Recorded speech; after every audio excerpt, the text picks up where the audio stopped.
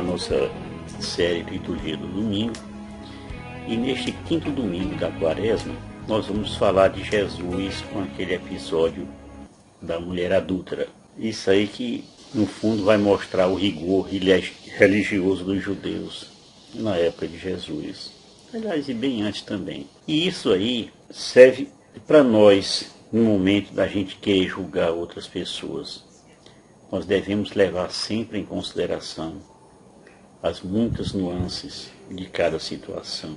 Não é simplesmente apontar o dedo e condenar. Sejamos misericordiosos com nossos irmãos. Nesse vídeo, Jesus confronta os escribas e fariseus que o acusam de ser contra a lei de Moisés. Essa lei determinava que qualquer mulher flagrada em adultério, ela fosse quem fosse, ela deveria ser apedrejada em público até a morte. Então, como veremos, Jesus não nega a lei, mas a usa contra essas mesmas pessoas de coração endurecido. Aconteceu assim: Jesus tinha passado a madrugada lá no Monte das Oliveiras. E de manhã cedo ele voltou para o templo. E como sempre acontecia, muita gente se reuniu à volta dele, para ouvir os seus ensinamentos, ouvir as suas conversas, tal. E ele estava lá sentado, quando de repente se ouviu lá uma alarido danada, confusão, gritaria, que foram cada vez mais se aproximando de Jesus. Uma mulher estava sendo acusada de adultério. E ela estava sendo arrastada justamente por esses fariseus e escribas. E lá no meio daquela multidão, que sempre quando vem uma confusão fica lá todo mundo querendo ver o que acontece, se dirigindo justamente ao templo, mas procurando Jesus. Eles tentavam envolver Jesus numa pegadinha e formularam a acusação de tal maneira que, se Jesus absolvesse essa mulher, passaria a ideia de estar violando ou então revogando a lei. Se Jesus a condenasse, derrubaria a sua ideia de ser misericordioso, além de mostrar a todos uma hipocrisia, justamente pelo fato de que defendia que todos deveriam perdoar sempre, ou seja, até 70 vezes 7. Pois bem, enquanto eles faziam suas acusações, Jesus, lá de cabeça baixa, escrevia com o dedo no chão. Não era com caneta, nem com lápis, nem com papel, não, era no chão. E eles colocaram a mulher no meio deles e disseram a Jesus: Mestre, esta mulher foi surpreendida em flagrante adultério. Moisés, na lei, mandou apedrejar tais mulheres. Que dizes tu? E, como já disse, perguntavam isso para experimentar Jesus. E também para terem motivo de o acusar, porque Jesus já era uma autoridade ali, já estava tendo muitos seguidores. Então, só para esclarecer para vocês, a lei que manda apedrejar até a morte uma mulher que fosse flagrada em adultério, também manda apedrejar o homem que fornicava com ela. Não era só condenar a mulher, o homem também podia ser pego, tá certo? Vamos ver essa passagem em Números, no capítulo 22, de 24 a 25. Conduzireis um e outro à porta da cidade e o apedrejareis até que morram. A donzela, porque estando na cidade não gritou, ou seja, não pediu socorro, e o homem por ter violado a mulher do seu próximo. Assim tirarás o mal do meio de ti. Mas se foi no campo que o homem encontrou a jovem e lhe fez violência para dormir com ela, nesse caso só ele deverá morrer. Vamos continuar aqui. Jesus, considerando aqueles vermes religiosos, bastante maliciosos, lhes ignorou, Faz de conta que está ouvindo aí, eu não estou dando bola, E continuou inclinado a escrever com o dedo no chão. E eles estavam muito ansiosos, porque eles queriam uma resposta de Jesus. Insistiram na pergunta. Esse silêncio de Jesus, que abalava os nervos dos fariseus e dos escribas, teria sido uma forma de profecia em si. Ele não só protegeu a mulher da condenação, mas também advertiu sobre a hipocrisia e a necessidade de julgar a si mesmo antes de julgar os outros. E aí Jesus ergueu-se e disse para eles: quem dentre vós não tiver pecado, seja o primeiro a atirar-lhe uma pedra. E aí tem coisa mais divina do que esse veredito. Liga aí. O que estiver sem pecado, que castigue o pecador. Eles ficaram sem ação diante da resposta de Jesus.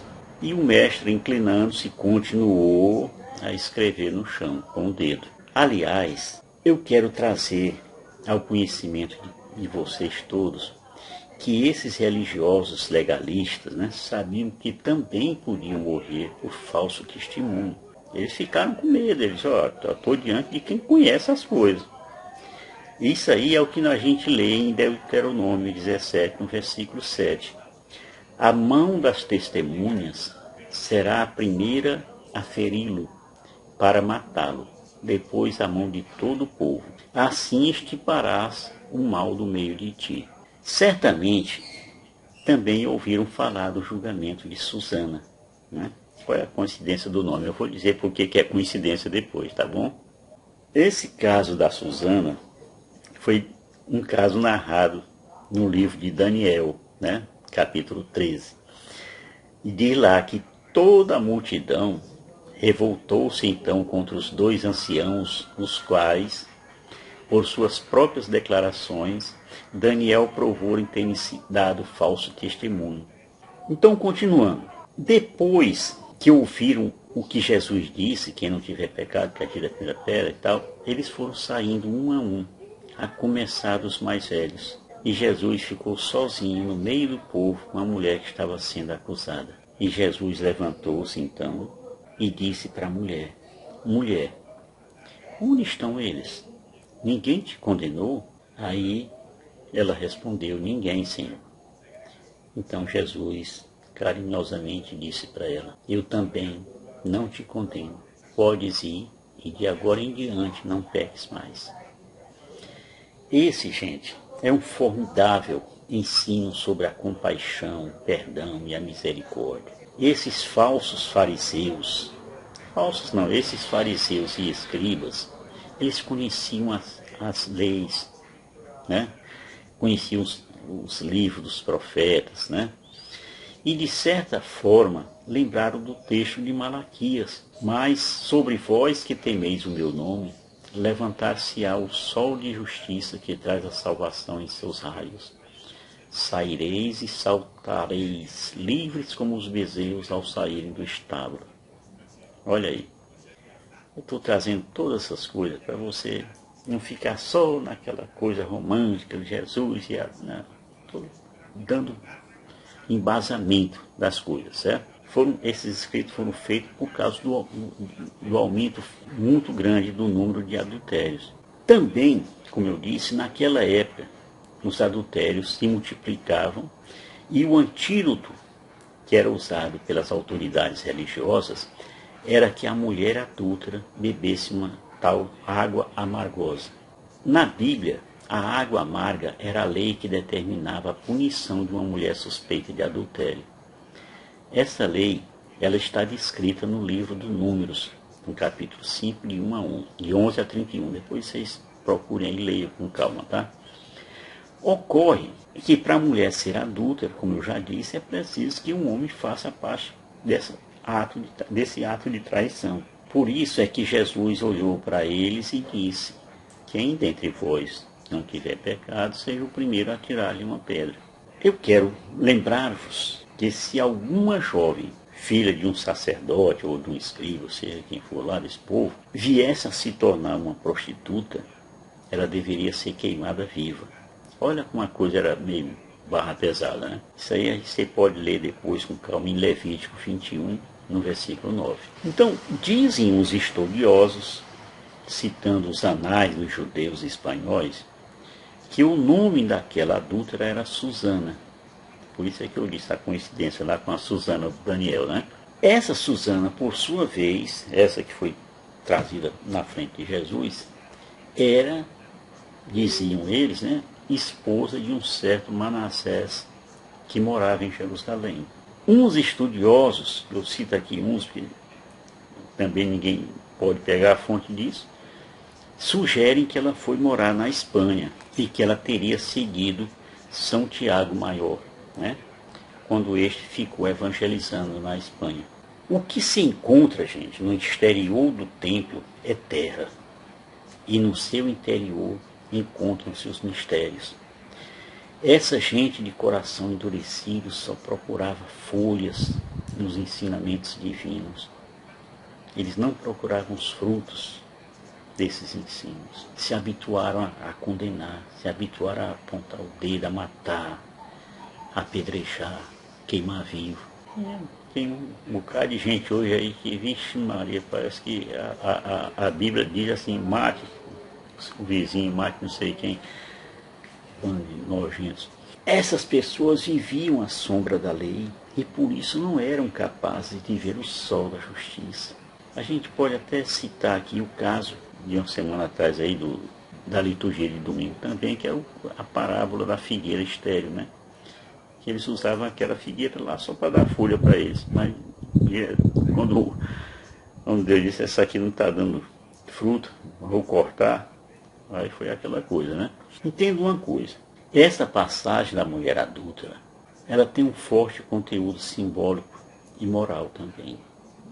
Jesus, por certo, não tolerava o adultério, mas ele também não condenou a mulher. Jesus fez o que muitos agentes da igreja hoje, né, coordenador de grupo, essas coisas, devem fazer: incentivar a conversão, a mudança de vida, e não ficar condenando, jogando fora, mandando matar, eu dizendo que vai para o inferno. Tem gente que vive fazendo isso. Vamos falar aqui um pouco sobre o que Jesus escreveu no chão. Você só ouviu que eles... Passaram-se, gente, já mais de 2000 anos. E até hoje nós estamos sem saber o que Jesus escreveu naquela terra lá, na entrada do templo. Nós devemos lembrar que essa foi a única escrita deixada por Jesus. Causa muito espanto entre nós cristãos e também entre os escritores, pintores e estudiosos de modo geral, né? Que os evangelistas não tenham transmitido nada sobre essas únicas palavras escritas pelo grande profeta de Nazaré. Lembremos que nenhuma criatura em toda a história foi tema de tantas publicações como Jesus Cristo. Nós sabemos que existem bibliotecas abarrotadas de publicações falando sobre Jesus. Porém, nada existe sobre o que Jesus escreveu naquele momento. É que em nenhum manuscrito antigo, nem nos evangelhos canônicos, nem nos livros apócrifos, nem em lugar nenhum, apareceu o que é que Jesus escreveu na terra. O fato também é que depois de Jesus ter escrito no chão, os escribas e fariseus se sentiram de consciência pesada. Ali alguma coisa eles entenderam, porque eles viram, porque foram saindo um a um. Jesus, dessa forma, estaria mostrando a esses religiosos hipócritas algo que trouxe à mente deles a reflexão sobre o abandono de Deus. É isso, irmão. Eu espero ter acrescentado um pouquinho de coisas novas a esse texto, tá? Para que você também reflita. Não fique só lendo assim, achando bonito, Jesus misericórdia. Não é só isso, não. Tá? Vá à missa que o padre vai lhe falar muito mais coisas do que isso. Tá certo? Shalom, Pai.